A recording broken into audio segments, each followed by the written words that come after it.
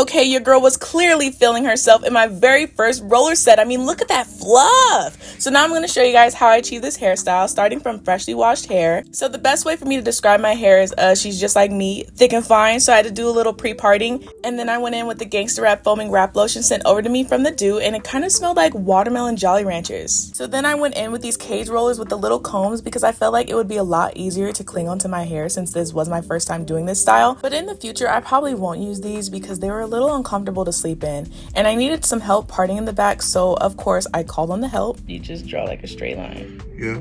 Cool. Girl, brother. Thank you. No problem. Shout out to my baby brother, put these men to work, okay? So I continued working it into my hair, and I really wanted to see how my curls would look because on the website it said that this product would work for a soft hold wash and go.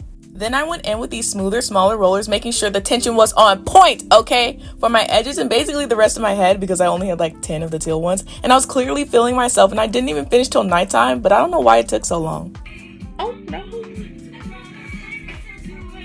Then I end up misbehaving.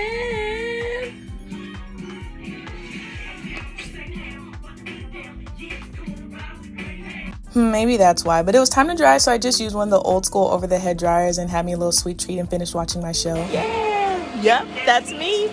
And it was finally fully dried 2 days later, so it was time to take it down, and I was so impressed. Look at that bounce. Look at that shine. I was so in love, but of course I was not done yet, so I went in with my wide tooth comb, and then I went in with a little oil on my fingertips and started to separate them with my hands, which is what I wish I did in the first place. But you know, this is my first time, and I had to figure out what my own personal methods were.